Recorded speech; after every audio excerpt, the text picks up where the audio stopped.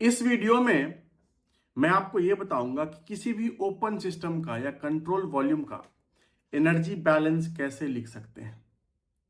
जो first law of thermodynamics होता है किसी भी ओपन सिस्टम के लिए, वो क्या होता है, और एनर्जी बैलेंस किसी ओपन सिस्टम का या फर्स्ट लॉ ऑफ थर्मोडायनामिक्स किसी ओपन सिस्टम का, और जो बर्नौली इक्वेशन होता है फ्लूइड मैकेनिक्स का, उसमें क्या रिलेशन है। हम फर्स्ट लॉ ऑफ थर्मोडायनामिक्स किसी ओपन सिस्टम से एक फ्लूइड मैकेनिक्स का बर्नौली इक्वेशन कैसे डिराइव कर सकते हैं, दोनों में क्या समानता है, थर्मोडायनामिक्स में और फ्लूइड मैकेनिक्स में क्या समानता है, वो दोनों के ब्रिज क्या है। ये बहुत ही इंटरेस्टिंग टॉपिक है। ये सब मैं आपको इस वीडियो में बताऊंगा।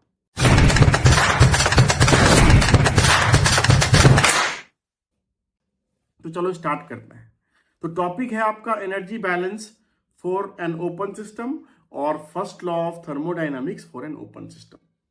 तो मान लीजिए कि ये आपका एक कंट्रोल वॉल्यूम है या ओपन सिस्टम है। कंट्रोल वॉल्यूम है या ओपन सिस्टम है, तो ये जो है वो कुछ भी हो सकता है, या एक पंप हो सकता है, या एक ब्लोअर हो सकता है, या एक कंप्रेसर हो सकता है, हीट एक्सचेंजर हो सकता है, एक सिंपल पाइपलाइन हो सकता है। ये कुछ भी हो सकता है जहां पे कोई मटेरियल फ्लो हो रहा है और कोई मटेरियल बाहर निकल रहा है। किसी भी सिस्टम में आप लगा सकते हैं जहां पे मास और एनर्जी का फ्लो हो रहा है, या तो इन हो रहा है या आउट हो रहा है या दोनों हो रहा है। तो मान लीजिए आपका ये कंट्रोल वॉल्यूम है, और ये जो कंट्रोल वॉल्यूम है वो सराउंडिंग के साथ हीट जो एक्सचेंज कर रहा है वो है क्यू डॉट, और जो सैफ्ट वर्क इस कंट्रोल वॉल्यूम का एक्सचेंज हो रहा है सराउंडिंग के साथ, वो मान लीजिए W dot S H. S H stand for shaft work. अगर मान लीजिए कि ये एक कंप्रेसर है, तो क्या करता है, कंप्रेसर के अंदर एक रोटेटिंग डिवाइस होता है जो एयर को कंप्रेस करता है, एयर के ऊपर सैफ्ट वर्क करता है। तो उस केस में क्या होगा, एयर के ऊपर वर्क होगा, सैफ्ट वर्क सिस्टम के ऊपर होगा। और अगर टरबाइन है तो टरबाइन क्या करता है, टरबाइन में क्या होता है, स्टीम को यूज करके उसके अंदर जो रोटेटिंग डिवाइस होता है उस पर वो वर्क करता है और उससे इलेक्ट्रिसिटी प्रोड्यूस होता है। तो टरबाइन जो होता है वो होता है work done by the system, और कंप्रेसर क्या होता है, work done on the system. इसी तरह से पंप जो होता है work done on the system. तो ये सब जो वर्क होता है ये पंप के अंदर या टरबाइन के अंदर या कंप्रेसर के अंदर, ब्लोअर के अंदर, ये सब होता है सैफ्ट वर्क। अब मान लीजिए कि इस कंट्रोल वॉल्यूम का ये है इंट्रेंस सेक्शन 1 और ये है एग्जिट सेक्शन 2। और आपका सेक्शन 1 पे एंट्रेंस पे एरिया मान लीजिए A1, एरिया ऑफ फ्लो जहां से आपका फ्लूइड एंटर कर रहा है। उसका वेलोसिटी, फ्लूइड का वेलोसिटी मान लीजिए U1, मास फ्लो रेट मान लीजिए M1, प्रेशर मान लीजिए P1, टेम्परेचर मान लीजिए T1, डेंसिटी मान लीजिए ρ1, स्पेसिफिक इंटरनल एनर्जी मतलब इंटरनल एनर्जी पर यूनिट मास किलो जूल पर केजी, ये मान लीजिए U1, स्पेसिफिक इंथैल्पी मतलब वही किलो जूल पर केजी, ये हो गया आपका H1। उसका एलिवेशन मान लीजिए कि आपने एक स्पेसिफिक रेफरेंस सरफेस ले लिया या डाटम ले लिया, वहां से इसका एलिवेशन कितना है वो मान लीजिए आपका ये है Z1, और इसका मान लीजिए आप Z2। Z2 किसका हो गया एलिवेशन, एग्जिट का, और एंट्रेंस का क्या हो गया Z1, एक रेफरेंस लेवल से, जिससे कि आप निकाल सके कि उस पॉइंट पे उस फ्लूइड का पोटेंशियल एनर्जी कितना है। और यही सेम चीज A2, U2, M2, P2, T2, ρ2, U2, H2, Z2, small V2, ये सब क्या है, ये है आपका एग्जिट पे। तो ये सब मैंने लिख दिया है कि कौन सा क्या है। एलिवेशन है आपका Z1 और स्पेसिफिक वॉल्यूम है आपका स्मॉल v, V1 है आपका एंट्री पे और एग्जिट पे है आपका स्मॉल V2। अब हम क्या करेंगे, इस कंट्रोल वॉल्यूम के लिए general energy balance equation drive करेंगे। देखिए अब कितना आसानी से ड्राइव करते हैं। तो मैंने कहा था और मैं फिर से कह रहा हूं कि कोई भी जो बैलेंस होता है वो होता है input minus output equal to accumulation. ये मास बैलेंस का भी होता है, एनर्जी बैलेंस का भी होता है, फोर्स बैलेंस का भी होता है और ये एंट्रोपी बैलेंस का भी होता है। कोई भी बैलेंस दुनिया में, कोई भी बैलेंस इक्वेशन आप लिखते हैं, जो चीज कंजर्व करती है उसका यही इक्वेशन होता है। ये रामबाण है, ये हमेशा यूज होगा कहीं भी बैलेंस लिखने के लिए।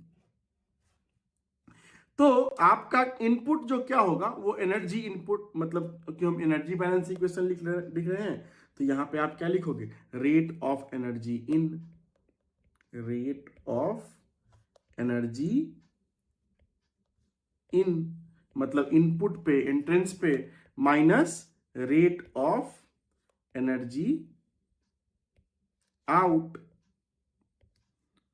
Equal to accumulation. तो अब हम लिखते हैं कि एनर्जी इन क्या हो रहा है और एनर्जी आउट क्या हो रहा है। तो देखिए इन क्या हो रहा है, इन जो हो रहा है वो हो रहा है इंटरनल एनर्जी U1 एंट्रेंस पे।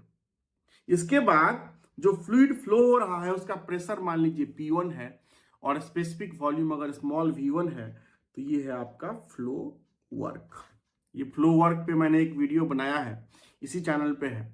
अगर आपने अभी तक नहीं देखा है कि फ्लो वर्क क्या होता है, फ्लो एनर्जी क्या होता है, तो उस वीडियो को देख लीजिएगा। मैं डिस्क्रिप्शन डाल दूंगा, उस वीडियो का लिंक डाल दूंगा उस वीडियो का डिस्क्रिप्शन में। और क्या हो रहा है एंट्री पे, और कौन सा एनर्जी इन हो रहा है, तो ये हो गया इंटरनल एनर्जी, ये हो गया आपका फ्लो वर्क, साथ में आपका हो रहा है काइनेटिक एनर्जी।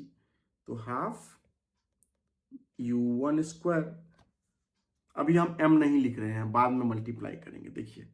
और फिर क्या है उसका पोटेंशियल एनर्जी, तो ये है GZ1, m नहीं लिख रहे हैं, ये सब स्पेसिफिक वैल्यू है। ये स्पेसिफिक इंटरनल एनर्जी है, ये स्पेसिफिक फ्लो वर्क है, ये स्पेसिफिक काइनेटिक एनर्जी है, और ये है स्पेसिफिक पोटेंशियल एनर्जी पर यूनिट मास है, इसलिए मैंने सब में m हटा दिया है। तो ये सब आपका हो गया एंट्रेंस पे। और चूंकि टोटल एनर्जी की बात कर रहे हैं तो m1 डॉट से मल्टीप्लाई कर देंगे, क्योंकि m1 डॉट जो है वो मास फ्लो रेट इन है। उसी तरह से आउट क्या होगा, m2 dot into U2 plus P2 small v2 plus half U2 square plus GZ2। ये भी हो गया, ये हो गया आपका इंटरनल एनर्जी वाला टर्म, ये हो गया फ्लो वर्क वाला, ये काइनेटिक एनर्जी और ये पोटेंशियल एनर्जी। यही सब इनपुट और आउटपुट हो रहा है। इसमें दो चीज और है, एक है आपका heat transfer across the boundary Q dot, और दूसरा है work transfer across the boundary WSH dot. तो इसका हमको डायरेक्शन नहीं पता है कि ये सिस्टम से हो रहा है या सिस्टम के अंदर हो रहा है, मतलब सिस्टम से सराउंडिंग में हो रहा है या सराउंडिंग से सिस्टम में हो रहा है, ये मैंने अभी स्पेसिफाई नहीं किया है। सेम चीज वर्क के लिए भी, शाफ्ट वर्क के लिए भी। तो हम इसलिए क्या कर रहे हैं कि प्लस माइनस साइन लिख रहे हैं, plus minus Q dot plus minus WSH dot, और इक्वल टू क्या होगा, एक्यूमुलेशन। ये सारे हो गए इनपुट माइनस आउटपुट, और एक्यूमुलेशन क्या होगा, d/dt, जैसे मास के लिए वैसे ही एनर्जी के लिए। अब मान लीजिए कि इस कंट्रोल वॉल्यूम के अंदर जो मास है वो है mCv, और इसके अंदर जो इंटरनल एनर्जी है फ्लूइड का स्पेसिफिक वैल्यू वो है UCV। जैसे हमने यहां पे लिखा था U इंटरनल एनर्जी, वो इंट्रेंस का, वही UCV क्या है, internal energy of fluid inside control volume, उसका स्पेसिफिक वैल्यू इंटरनल एनर्जी पर यूनिट मास, और उसका मास क्या है mCv। तो एक्यूमुलेशन क्या हो जाएगा, d/dt ऑफ mCv UCV। ठीक है, अब देखिए हम इसको सिंप्लीफाई कर रहे हैं। कैसे कर रहे हैं, तो देखिए हम क्या कर रहे हैं।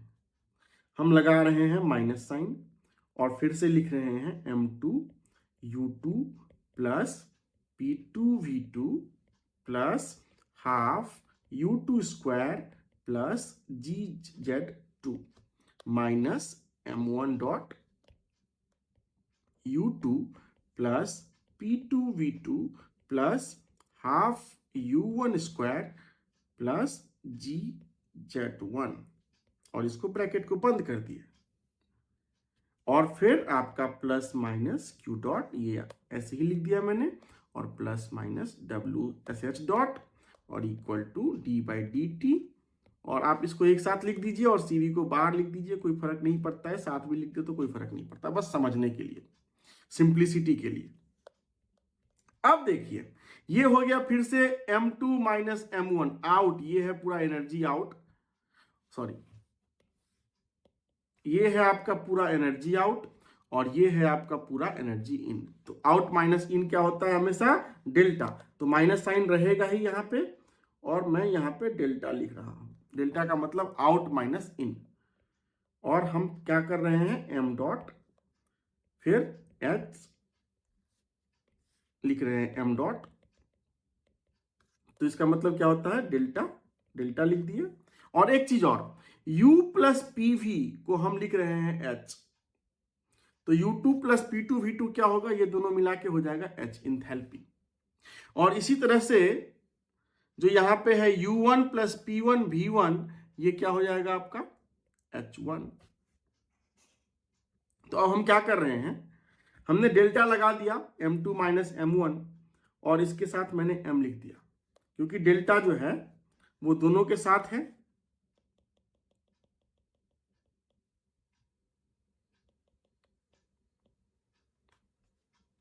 अब देखिए, अब इसको हम क्या करेंगे, ये जो आपका पहला टर्म है ये वाला, ये है आपका एग्जिट पे या आउटलेट पे, और ये है आपका एंट्री पे या इनलेट पे। तो ये है आउट माइनस इन, तो आउट माइनस इन हमेशा क्या लिखते हैं हम, डेल्टा से, डिफरेंस। तो आप माइनस साइन लगा दीजिए और फिर डेल्टा लगा दीजिए। डेल्टा किसका, पूरे का एक साथ, देखिए पूरे का एक साथ लिखेंगे। उसके पहले आप एक चीज ये देखिए कि यहां पे जो U2 प्लस P2 V2 है, इसको हम क्या लिख सकते हैं, क्या H2, इंथैल्पी। इंथैल्पी का डेफिनेशन ही होता है U प्लस PV। इसी तरह से जो यहां पे U1 प्लस P1 V1 है, ये गलत, ये मिस्टेक हो गया था, इसको मैंने ठीक कर दिया है। तो इसको क्या आप लिख सकते हैं, H1 इंथैल्पी लिख सकते हैं। तो हम वही करेंगे। तो ये मैंने डेल्टा बाहर लगा दिया और अब M2 और M1 के बदले M लिख दिया, क्योंकि सबका डिफरेंस है, ये पूरा का डिफरेंस। और फिर मैंने इस U2 प्लस P2 V2 को H2 लिख दिया और U1 प्लस P1 V1 को H1 लिख दिया। और फिर ये क्या हो गया, H plus half U2 square plus g z, और फिर मैंने ये ब्रैकेट बंद कर दिया। और ये क्या है, पूरे फ्लोइंग स्ट्रीम का है। फ्लोइंग स्ट्रीम का मतलब जो इन और आउट हो रहा है, और plus minus Q dot plus minus WSH dot equal to D by D T of MUCB। यहां पे FS क्या है, FS stands for flowing stream, जो आउटलेट और इनलेट को हम कह रहे हैं फ्लोइंग स्ट्रीम, और CV stands for control volume, जो कंट्रोल वॉल्यूम के अंदर है।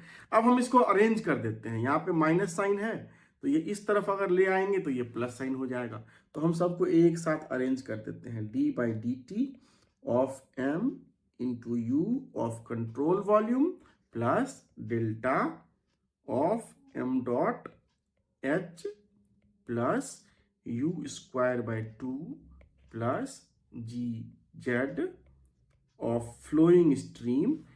अब Q और WSH को उसी तरफ लिखने रह देते हैं, उसका साइन भी चेंज नहीं करते हैं और इसको एज इट इज लिख देते हैं। तो ये जो इक्वेशन मैंने ड्राइव किया है, ये जो इक्वेशन है, यही है आपका जनरल एनर्जी बैलेंस इक्वेशन किसी भी कंट्रोल वॉल्यूम के लिए। ये इक्वेशन हर जगह अप्लाई होगा किसी भी कंट्रोल वॉल्यूम के लिए। ये एक यूनिवर्सल इक्वेशन है एनर्जी बैलेंस का, किसी भी कंट्रोल वॉल्यूम में आप कहीं भी इसको अप्लाई कर सकते हैं।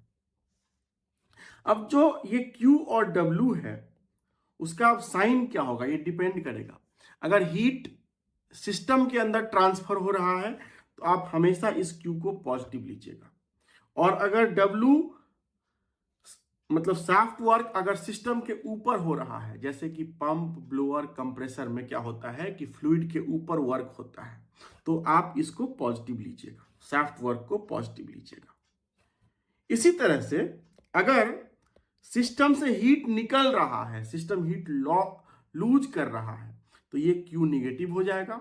और अगर सिस्टम वर्क कर रहा है, जैसे कि एक टरबाइन में क्या होता है, स्टीम वर्क करता है, वहां पे पावर प्रोड्यूस होता है, तो उस समय क्या हो जाएगा, ये शाफ्ट वर्क निगेटिव हो जाएगा। बस यही याद रखना है आपको। और ये आपका हो गया जनरल एनर्जी बैलेंस इक्वेशन। अब इसी तरह से अगर इस इक्वेशन को आप इक्वेशन नंबर 1 कह दीजिए। अगर हम स्टेडी स्टेट पे बात करें, एट स्टेडी स्टेट का मतलब क्या होता है कि जब एक्यूमुलेशन ना हो, जो भी इन हो रहा है वही चीज आउट हो रहा है, जितना एनर्जी इनपुट है उतना ही एनर्जी आउटपुट है। तो उसमें क्या हो जाएगा, जो एक्यूमुलेशन वाला टर्म है d/dt ऑफ MUCV वो 0 हो जाएगा। और जब ये 0 हो जाएगा तो आपका जो इक्वेशन बच जाएगा delta m dot h plus u²/2 plus gz of flowing stream equal to plus minus q dot plus minus WSH dot. तो ये है आपका energy balance equation, general energy balance equation for any control volume at steady state. जो पहला equation था ये था unsteady state energy balance equation, unsteady state या जनरल एनर्जी बैलेंस इक्वेशन। और ये वाला जो है वो steady state energy balance equation. अब मान लीजिए कि सिस्टम और सराउंडिंग के बीच कोई हीट इंटरेक्शन नहीं हो रहा है, मान लीजिए, तो उस केस में क्या हो जाएगा, ये 0 हो जाएगा। मान लीजिए कि कोई शाफ्ट वर्क भी नहीं हो रहा है, एक सिंपल पाइप से लिक्विड फ्लो कर रहा है, तो उस केस में शाफ्ट वर्क भी 0 हो जाएगा।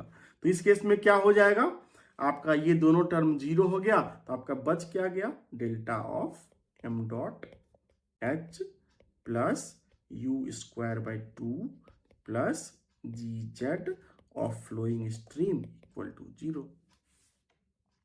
अब मान लीजिए कि इनलेट टेम्परेचर और आउटलेट टेम्परेचर फ्लूइड का बराबर है। Fluid inlet temperature